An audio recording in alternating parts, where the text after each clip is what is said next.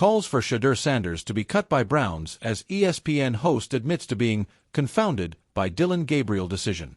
The former Los Angeles Rams and Indianapolis Colts back didn't hold back on the horrible Browns drafting the son of primetime Deion Sanders in the 2025 NFL Draft, stating that he wished Shedeur was selected to a different franchise. He also calls for the rookie, who reportedly snubbed both the Baltimore Ravens and Philadelphia Eagles on draft night, to be cut so he can go elsewhere and get a better opportunity to play in the NFL. "I hate to see him there," Dickerson told TMZ on Sunday. "I wish they had cut him. Let him have an opportunity to go to a better football team. I don't think he's going to get a fair shot there, I don't, because I don't think they really wanted him." Outside of LAX Airport, the 65-year-old also unleashed on Browns head coach Kevin Stefanski, even going as far to call for his job. "I don't think the coach, Kevin Stefanski, wanted him, they should have fired him too," he added. "I just feel like it was wrong what they did to him. I mean, look, Mel Kiper said in 30 years he's never seen nothing like this. There was something to that. The Browns have had so many first-round picks and screw it up. That's a bad football team. They're horrible."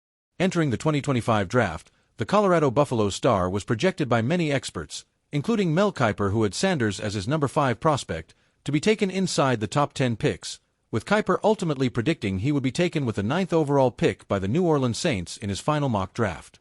However, nobody could predict, or quite believe, just how far Sanders would fall in draft, having to wait a couple of days before finally getting the news that he was going to be taken with the Browns' final pick of the draft in the 5th round, 144th overall. Mike Greenberg, confounded by Browns' QB decision. Even now, 4 weeks into the 2025 NFL regular season, the topic of conversation is dominated by the Browns' quarterback carousel and, with the clown show organization preferring third-round rookie Dillon Gabriel as the backup to 40-year-old veteran Joe Flacco over Sanders. ESPN sportscaster and Get Up host Mike Greenberg made an appearance on ESPN Cleveland, where he blasted the Browns' decision to favor reigning Big Ten MVP Gabriel over Sanders on the depth chart, with him left absolutely confounded by it all. "There is not one draft analyst, not one, who said this guy can't play at all," Greenberg said. "The idea that all of a sudden we've decided he can't play, there's not one who hasn't rated him behind Dillon Gabriel, not one. I prepare for the draft. I start studying these guys the week after the college football championship game. I did nothing but look at quarterbacks and all the rest of the guys. There is not one person. Go back and find me one draft analyst who had Dillon Gabriel rated ahead of Shedeur Sanders. So I personally am confounded, and the things that people are saying that Dillon Gabriel does well, processing and all that stuff, are exactly the things people were telling me that Shedeur did well." Back in training camp, the general consensus coming out of the Browns was that they had been super impressed by the former Oregon quarterback's ability to be quick in his processing time and decision-making, which saw them ultimately give him more reps in practice earlier on than they had expected.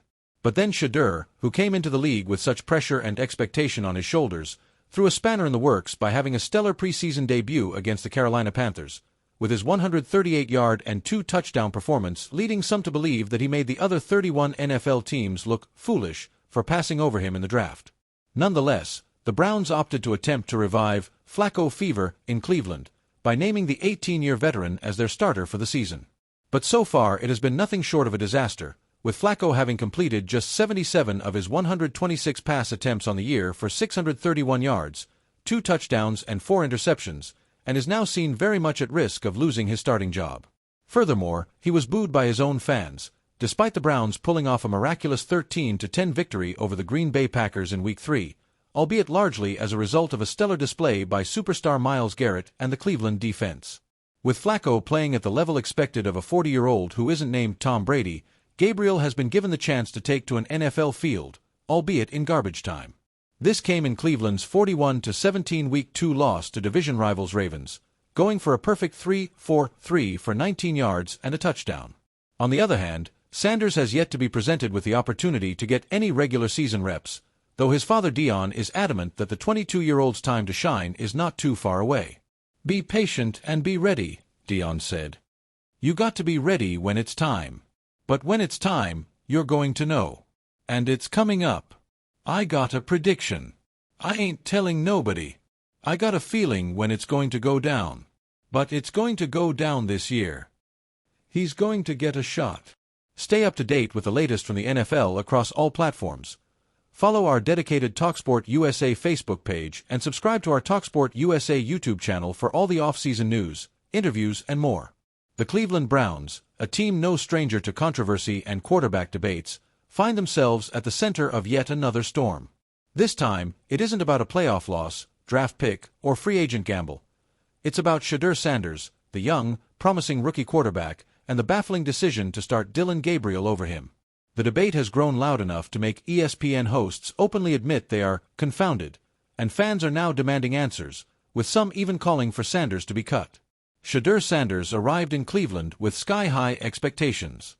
The son of Hall of Famer Deion Sanders, he carries not only an elite pedigree but also a reputation as a cerebral, technically sound quarterback.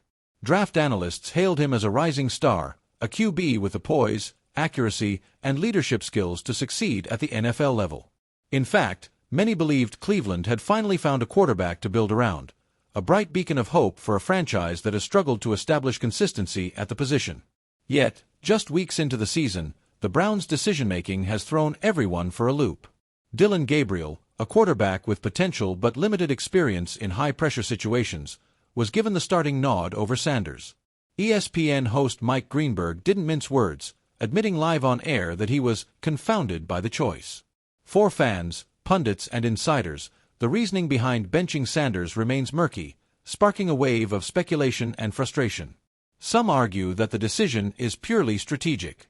Gabriel's style of play, a more conservative, short-pass-heavy approach, supposedly fits the Browns' current offensive line and roster composition better than Sanders' more dynamic, risk-taking tendencies.